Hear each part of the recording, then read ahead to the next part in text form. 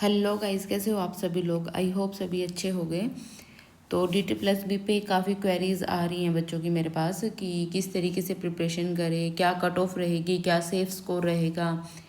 तो वो सब हम इस वीडियो में डिस्कस करेंगे। देखो, आज तक जितने भी बार DSSB TGT CS का एग्ज़ाम हुआ है वो मैंने सारे के सारे आज तक जितनी भी बार हुआ है, मतलब कि जितनी भी बार, ठीक है।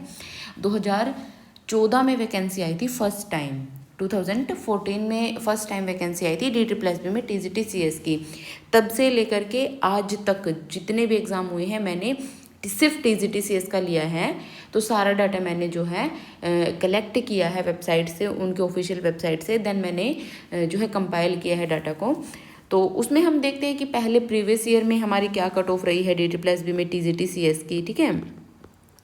TGT CS की प्रीवियस ईयर में क्या कट ऑफ रही है। देन अब हम कितना टारगेट करके चले कि हम जो है अपने आप को सेफ महसूस करें, है ना। तो हमें एक टारगेट तो फिक्स करना ही पड़ेगा कि हाँ इतना स्कोर आएगा तभी हम सेफ है, तभी हमें इतना पढ़ना है। क्योंकि कोई ना कोई लिमिट तो होती है ना चीज़ों की, हाँ हमें इतना ही पढ़ना है।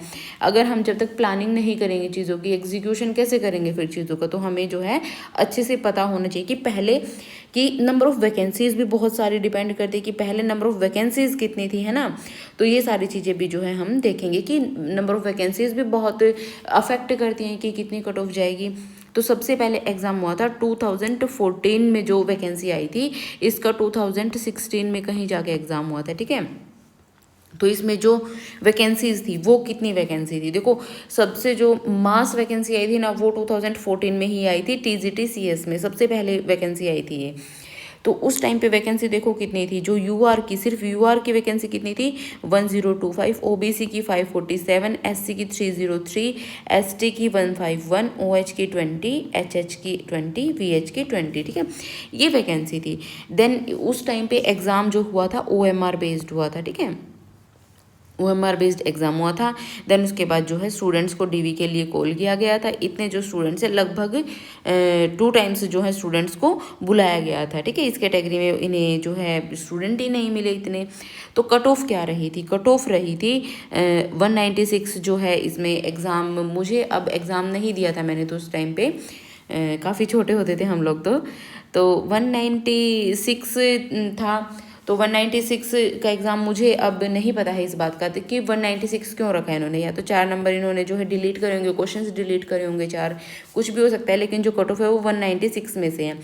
UR की कट ऑफ थी 90, OBC की 68, SC की 64 और ST की 58। ये जो है कट ऑफ्स थी। तो कट ऑफ जो है काफ़ी कम थी, क्योंकि उस टाइम पे तो कंप्यूटर ईरा इतनी भी नहीं थी, और ना ही AI था, ना ही लोगों के पास इंटरनेट की उतनी एक्सेस थी, ठीक है। तो इसमें लगभग जो है जिसने सभी ने एग्ज़ाम दिया था वो ऑलमोस्ट थोड़ा बहुत भी, जिसको थोड़ी बहुत बेसिक नॉलेज थी। और आप अब एग्ज़ाम उठा के देखोगे ना, मैंने 2016 का एग्ज़ाम तो देखा है, वो OMR बेस्ड है।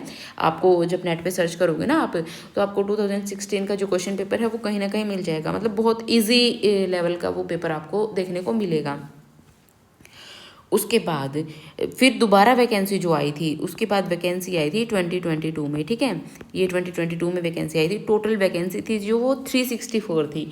यहाँ से मतलब ठीक ठाक कंपटीशन DSSB में शुरू हो गया था।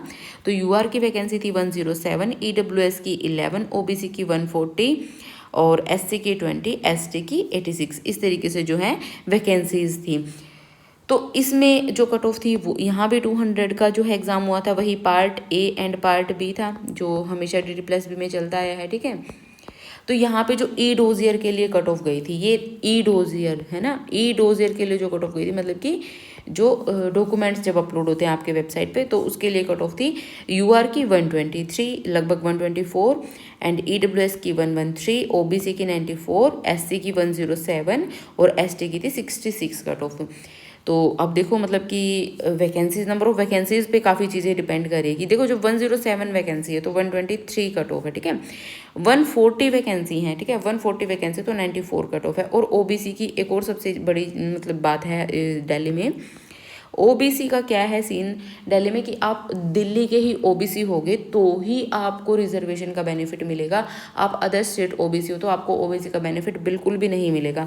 SC किसी भी स्टेट का हो, ST किसी भी स्टेट का हो, आपको बेनिफिट मिलेगा। इवन EWS भी किसी भी स्टेट का हो, बस कंडीशन क्या है कि वो पर्टिकुलर जो कास्ट है वो सेंटर की EWS लिस्ट में होने चाहिए, तो आपको जो है EWS का भी बेनिफिट मिलेगा। लेकिन अगर कोई OBC कैंडिडेट है तो वो दिल्ली में एज UR ही कंसीडर किया जाएगा, ठीक है। तो ये जो है कट ऑफ थी। अब देखो यहाँ पे जो फाइनल कट ऑफ है ना, मुझे 2014 की वो मिली नहीं, कहीं भी नहीं मिली। क्यों नहीं मिली? क्योंकि उन्होंने ना कट ऑफ दे ही नहीं रखी, उन्होंने सीधा क्या कर रखा है, डॉक्यूमेंट वेरिफिकेशन करवाने के बाद सीधा कैंडिडेट्स के रोल नंबर दे रखे हैं, उन्होंने कट ऑफ जैसा कोई सीन नहीं दे रखा है। लेकिन 2020 की कट ऑफ इन्होंने फाइनल कट ऑफ वो दे रखी है, ठीक है। तो इसमें जो फाइनल कट ऑफ थी देखो 132, लगभग 10 नंबर बढ़ी है, ठीक है। तो EWS की कट ऑफ क्या रही है 124। प्री में कितनी जो हमारी EWS के लिए कट ऑफ थी, सॉरी E-डोजियर के लिए जो कट ऑफ थी वो 113 थी, एंड फाइनल कट ऑफ क्या है हमारी 124 है, लगभग 10 नंबर बढ़े हैं, ठीक है। OBC की कट ऑफ कितनी रही है 108 रही है, और यहाँ पे हमारी OBC की कट ऑफ थी 94 थी, तो लगभग 12 से 13 नंबर। और एक और पैटर्न मैंने नोटिस किया है DSSB में, दूसरे सब्जेक्ट्स में भी पैटर्न नोटिस किया मैंने। जो OBC की कट ऑफ है ना वो मतलब अभी TGT फाइन आर्ट्स का रिजल्ट आया है या म्यूजिक का रिजल्ट आया है, उसमें जो OBC की कट ऑफ जंप करी है ना वो 30+ मार्क्स जंप करी है, ठीक है। तो अभी तो वैसे हमारे पास जो फिलहाल वैकेंसीज हैं TGT CS की, उसमें OBC की वैकेंसी ही नहीं है, ठीक है। और SC की कट ऑफ है वो 114 है, और जो E-डोजियर के लिए कट ऑफ थी वो 107 थी, तो लगभग 7 नंबर बढ़े हैं, ठीक है। ST की जो कट ऑफ थी वो थी 83। और सबसे मतलब जो बड़ा फैक्टर है देखो वो ये है कि एग्ज़ाम का लेवल क्या रहता है, कट ऑफ उस पर भी बहुत डिपेंड करती है। आप यहाँ पे जब देखोगे ना एग्ज़ाम का लेवल वो बिल्कुल कुछ भी नहीं है, लेकिन यहाँ जो है ना वो एग्ज़ाम का लेवल काफ़ी सही हो गया था। काफ़ी सही कहने का मतलब क्या है कि एक तो DSSB भी पहले सिलेबस नहीं रिलीज़ करती थी, अभी जब बच्चों ने काफ़ी कैंपेन किए हैं ना तब DSSB ने सिलेबस रिलीज़ करना शुरू करा है। तो बच्चों को इस टाइम तक सिलेबस भी नहीं पता था, और उनके एग्ज़ाम में पता नहीं बिजनेस कंप्यूटिंग और क्या क्या दे रखा है, ठीक है। तो ये सारी चीज़ें भी जो है बहुत मैटर करती है कि एग्ज़ाम किस लेवल का आ रहा है, ठीक है। उसके बाद है दोबारा जो वैकेंसी आई थी वो आई थी 2022 में, इसमें पोस्ट कितनी थी 106 थी, ठीक है। 106 थी। अब देखो आपने एक पैटर्न नोटिस किया, सबसे पहले बहुत ज़्यादा वैकेंसी थी, देन उससे कम आई है, देन अब 106 है, ठीक है। 106 वैकेंसी हैं, इसमें UR की 37, EWS की 29, OBC की 19, SC की 19 एंड ST की 02 पोस्ट है।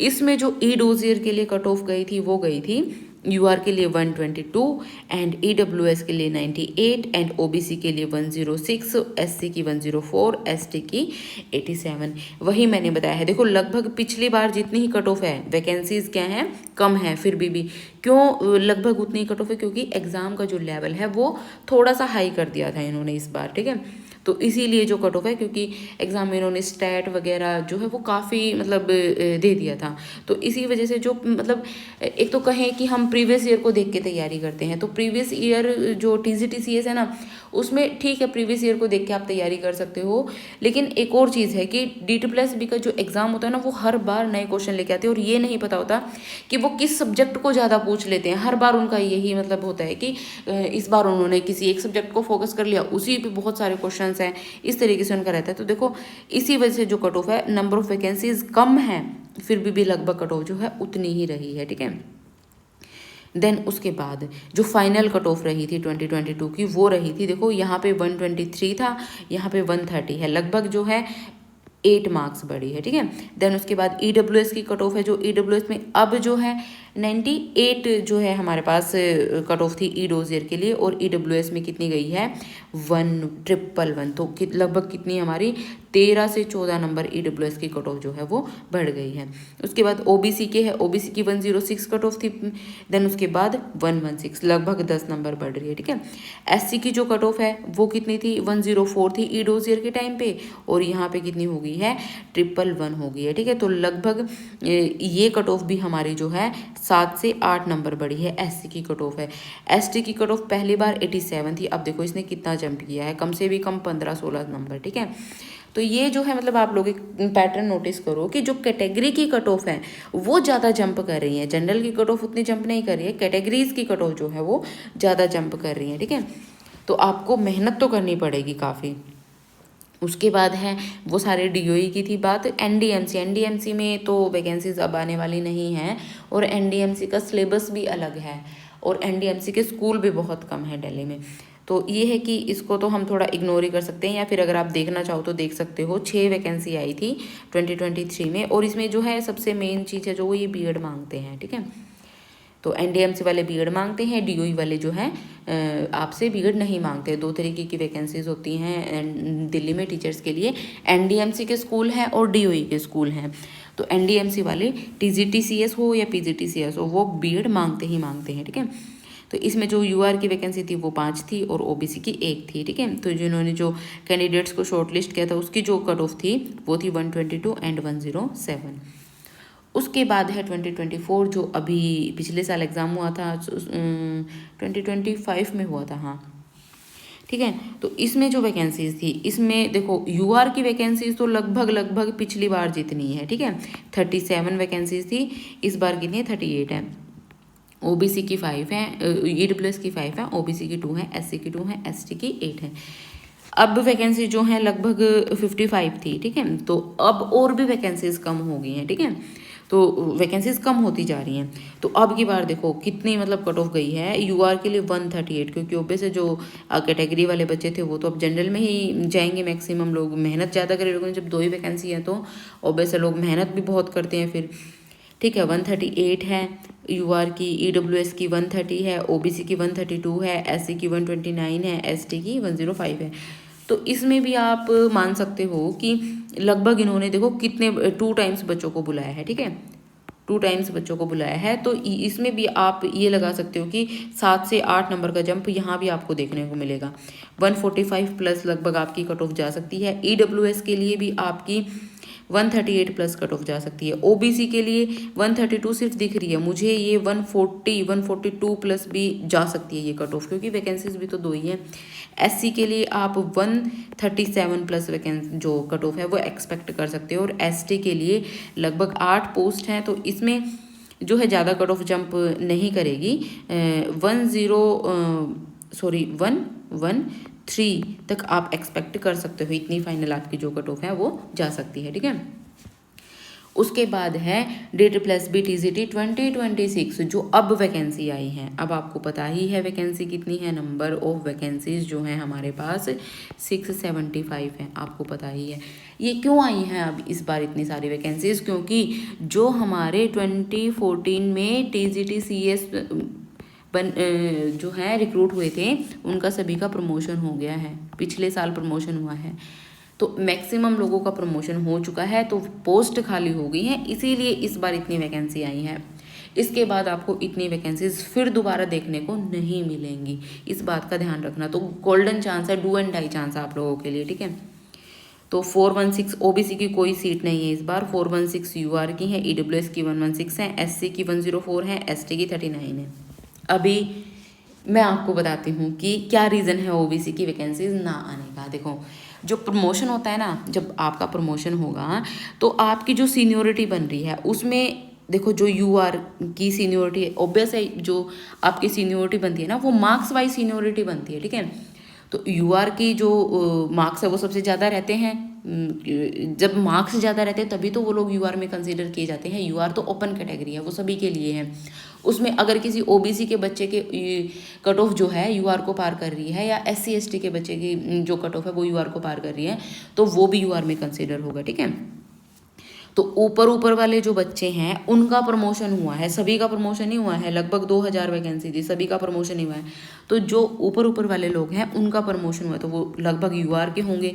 लेकिन अब आप कहोगे कि एससी और एसटी की पोस्ट कैसे आई हैं, क्यों आई हैं, क्योंकि हर 7 बंदे पे 1 बंदा एससी का प्रमोट होता है, ठीक है। ओबीसी को प्रमोशन में कोई कोटा नहीं होता है, लेकिन एससी और एसटी को प्रमोशन में कोटा मिलता है। तो जब भी 7 लोग अगर यूआर के प्रमोट होंगे तो 1 बंदा उनमें एससी का या एसटी का जरूर होगा। तो इनकी पोस्ट भी खाली हुई है, ठीक है।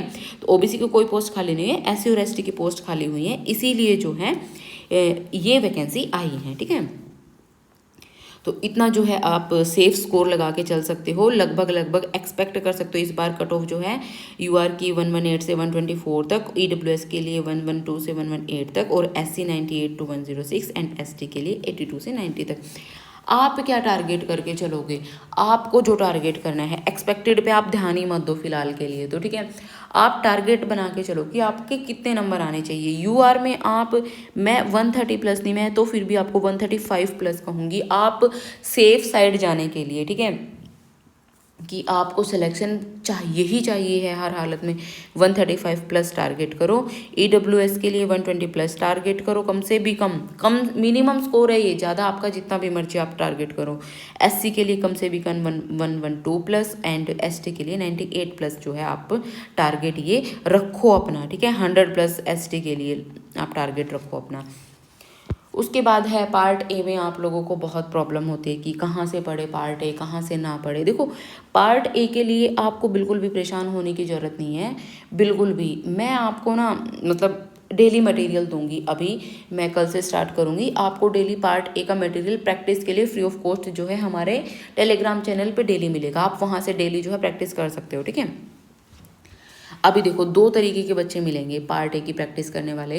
एक तो वो बच्चे जिन्होंने आज तक कॉम्पिटिटिव एग्ज़ाम की तैयारी ही नहीं करी है, एक वो बच्चे जो ऑलरेडी किसी न किसी एग्ज़ाम की, एसएससी की या फिर किसी भी स्टेट गवर्नमेंट की जो है तैयारी कर रहे हैं। तो जो बच्चे पहले से तैयारी कर रहे हैं, ठीक है, उन्हें reasoning, maths, GK, English, Hindi चाहे नहीं भी आती हो, क्योंकि एसएससी में जनरली हिंदी नहीं पूछी जाती हैं, ये सब्जेक्ट उन्हें आते मिलेंगे, ठीक है। तो उन्हें क्या करना है, आपको अब कोई एक्स्ट्रा बुक नहीं खरीदनी है, सिर्फ और सिर्फ आपको प्रीवियस ईयर करना है। क्योंकि DTPLSB का एक बहुत अच्छी, DTPLSB की एक बहुत अच्छी बात हम कह सकते हैं कि DTPLSB जिस तरीके के प्रीवियस ईयर में क्वेश्चन पूछती आ रही है ना, वो उसी पैटर्न पे आपको, कॉमन पार्ट की बात कर रही हूँ मैं, जो पार्ट ए है ना उसकी बात कर रही हूँ, वो वैसे ही पैटर्न पे आपको क्वेश्चन पूछती है। नया क्वेश्चन एक आध ही आपको देखने को मिलेगा, इससे ज़्यादा क्वेश्चन जो है वो नहीं पूछती है, ठीक है, नहीं तो वो सेम ही पैटर्न फॉलो करते हैं। तो रीजनिंग के लिए आप, अब वो बच्चे हैं जो बिल्कुल नए हैं इस फील्ड में, ठीक है, जो आज तक जिन्होंने कॉम्पिटिटिव एग्जाम की तैयारी ही नहीं करी है, तो वो क्या कर सकते हैं। देखो, रीजनिंग के लिए आप पीयूष सर को फॉलो कर सकते हो। पीयूष वासने सर है, रीजनिंग करवाते हैं यूट्यूब चैनल पे। आप उनकी वीडियो थोड़ी बहुत ब्लरी टाइप आपको लग सकती है, लेकिन आप उनका कंटेंट देखोगे ना, मतलब मैं कहती हूँ कि नेक्स्ट लेवल कंटेंट है उनका। पीयूष वासने सर से आप रीजनिंग पढ़ो। आप एक बार रीजनिंग पढ़ोगे, एक बार वीडियो देखोगे, आपको बार बार वीडियो भी देखने की जरूरत नहीं है, और कोर्स भी खरीदने की ज़रूरत नहीं है आपको। ये भी नहीं कि आपको कोर्स खरीदना पड़ेगा, यूट्यूब पे उन्होंने बहुत कुछ पढ़ाया है। आपके माइंड में ऐसे, मतलब दिमाग में चीज़ें बैठ जाएंगी जैसे वो पढ़ाते हैं ना। आप एक बार वीडियो देखो, आप क्वेश्चंस को आराम से सोल्व कर सकते हो। वीडियो देखो, देन प्रैक्टिस करो प्रीवियस ईयर से। उसके बाद मैथ्स है, मैथ्स के लिए आप गगन प्रताप सर को फॉलो कर सकते हो, आदित्य रंजन सर को फॉलो कर सकते हो, या मतलब मैं किसी का प्रमोशन नहीं कर रही हूँ, आपको जो भी टीचर अच्छा लगता है आप उसी से पढ़ो, लेकिन प्रीवियस ईयर के पैटर्न पे तैयारी करना, ठीक है। उसके बाद जीके है, जीके के लिए आप जो है स्टैटिक जीके को जरूर पढ़ लो, ठीक है। स्टैटिक जीके जो हमारी होती है, कोई भी आप किसी भी पब्लिकेशन की बुक ले लो, वहाँ से आप कर सकते हो। साथ में जो करंट इवेंट्स चल रहे हैं, जैसे स्पोर्ट्स के करंट इवेंट्स हैं, या फिर अवार्ड्स हैं, जो भी अवार्ड्स मिल रहे हैं उनको मतलब अच्छे से करना, ये DTPLSB में पूछे जाते हैं। जीके ज़्यादा हार्ड नहीं पूछते हैं वो लोग, ठीक ठाक जीके पूछते हैं, ठीक है। इंग्लिश के लिए आप जो नीतू मैम की बुक है ना, उसको फॉलो कर सकते हो। KD कैंपस की बुक आती है, बहुत अच्छी बुक है वो, उसको पढ़ो, देन प्रीवियस ईयर को आप करो, ठीक है। प्रीवियस ईयर तो मस्ट है। अगर जो लोग पहले से तैयारी कर चुके हैं वो डायरेक्ट प्रीवियस ईयर लगाओ, और जो लोग नए हैं वो पहले इस सिलेबस को कंप्लीट करो एक बार थोड़ा थोड़ा, देन उसके बाद प्रीवियस ईयर। देन उसके बाद हिंदी के लिए आप अरिहंत पब्लिकेशन की बुक ले सकते हो, बहुत अच्छी बुक है। आपका सारा सिलेबस जो है DTPLSB का इसमें कवर हो जाएगा, और हार्डली आपको 5 से 10 डेज लगेंगे हिंदी को कंप्लीट करने में, ठीक है। देन उसके बाद आपको प्रीवियस ईयर करना है। अब आप कहोगे कि प्रीवियस ईयर की प्रैक्टिस कहाँ से करें, प्रीवियस ईयर की प्रैक्टिस, ठीक है। प्रीवियस ईयर की प्रैक्टिस के लिए आप जो है बुक खरीद सकते हो। बुक खरीद, कौन से पब्लिकेशन की बुक हैं जो अच्छी हैं, देखो यूथ पब्लिकेशन की बुक है, यूथ पब्लिकेशन की। अभी एक संदीप सर हैं, उन्होंने बुक लॉन्च करी है, संदीप खरब नाम है उनका। मैं लिंक जो है आपको डिस्क्रिप्शन में दे दूंगी बुक्स का, आप वहाँ से देख सकते हो, आपको ऑनलाइन मिल जाएंगी, ठीक है। तो उन्होंने कंपाइल, एक भी क्वेश्चन उन्होंने खुद से डिज़ाइन नहीं किया है, जो प्रीवियस ईयर है, ठीक है, वो सारा का सारा उन्होंने कंपाइल करके बुक्स डिज़ाइन कर रखी है। साथ में एक्सप्लेनेशन भी बहुत अच्छी दी हुई है। तो उनको जो है आप खरीद सकते हो, ठीक है, उन बुक्स से आप प्रैक्टिस कर सकते हो। देन उसके बाद अगर आपको डेली मॉक लगाना है, ठीक है, डेली मॉक लगाना है तो आप क्या कर सकते हो, मैं आप लोगों के लिए एक मॉक जो है कॉमन पार्ट का, ठीक है, कॉमन पार्ट का except Saturday and Sunday, except Saturday and Sunday, क्योंकि एक आध दिन तो मुझे भी ब्रेक चाहिए होता है। तो आपको जो है वीक में 5 डेज आपको डेली एक मॉक मिलेगा कॉमन पार्ट का। जो फर्स्ट 100 क्वेश्चन है ना, उनके लिए जो है आपको डेली के डेली एक जो है मॉक डेली ग्रुप में मिल जाएगा, ठीक है। उसको जो है डेली आप प्रैक्टिस करना, ठीक है। तो आप देखना उसमें आप कितना स्कोर कर पा रहे हो, साथ में उसकी आंसर की भी होगी। और मैंने खुद से नहीं डिज़ाइन कर रखे हैं, मैं भी जो है संदीप सर का जो चैनल है उनसे ही लेकर के, संदीप सर से बात करके आप लोगों के लिए जो है मॉक्स को अरेंज करवा दूंगी, ठीक है। डेली आप लोगों को जो है एक मॉक मिल जाएगा मेरी तरफ से। तो आप चैनल को जो है, टेलीग्राम चैनल को ज़रूर ज्वाइन कर लेना, ताकि आप जो है डेली की डेली अपनी प्रैक्टिस कर सको। और जो पार्ट बी है, पार्ट बी के लिए मैंने कुछ क्लासेस अभी जो है यूट्यूब पे भी प्रोवाइड करी हैं। कुछ दिन मेरा ऑफ था, मैंने ऑफ लिया था, क्यों ऑफ लिया था अभी मैं आपको बता देती हूँ। देखो, पहले तो मैंने HPSC एग्ज़ाम की मेरी डेट आ गई थी, ठीक है, मैं HPSC PGT के लिए प्रिपरेशन कर रही थी, अभी मैं वर्किंग हूँ वैसे तो मैं HPSC PGT के लिए प्रिपरेशन कर रही थी, तो उसकी एग्ज़ाम की डेट आ गई थी। तो मैंने यही सोच के मतलब यूट्यूब को स्टॉप कर दिया था कि भाई मेरे लिए फ़िलहाल के लिए ये एग्ज़ाम ज़्यादा ज़रूरी है, यूट्यूब को मैं बाद में भी कंटिन्यू कर सकती हूँ, ठीक है। तो इसीलिए मैंने ब्रेक लिया था, क्योंकि आप लोगों का EMRS का और KVS NVS का एग्ज़ाम हो चुका था। तो मैं मतलब एक तरीके से टेंशन फ्री हो गई थी कि आप लोगों का भी एग्ज़ाम हो चुका है, थोड़ा सा मैं अपने पे फोकस कर लेती हूँ, ठीक है। तो वो मेरा एग्ज़ाम हो गया था। देन उसके बाद छुट्टियाँ हो गई थी, तो मैं घर चली गई थी, और थोड़ा सा मेरी तबीयत भी ख़राब हो गई थी, काफ़ी ख़राब हो गई थी, तो इसीलिए मैं मतलब लाइव नहीं आ पाई थी। तो अभी फिर मैं मतलब ठीक, एकदम ठीक हूँ। तो फिर अभी मैंने सोचा कि मैं दोबारा फिर स्टार्ट करती हूँ, ठीक है। तो जो पार्ट बी है हमारा, उसके लिए मैंने दोबारा क्लासेस शुरू कर दी हैं कंटिन्यू अपने यूट्यूब चैनल पे, आप देख सकते हो उन्हें। और बहुत जल्दी हम जो है अपनी प्रैक्टिस सेशन भी स्टार्ट करेंगे, और क्लासेस भी जो है हम कोर्स में स्टार्ट करने वाले हैं। जो आप हमारा CS Prep Bytes से ऐप है, उसको भी आप जो है डाउनलोड करके फॉलो कर सकते हो। और फ्री कंटेंट भी जो है हमारे यूट्यूब चैनल पे बहुत सारा दिया हुआ है, आप उसको भी फॉलो कर सकते हो, ठीक है। तो bye bye guys, take care, all the best, like share and subscribe our channel, ठीक है, बाय बाय।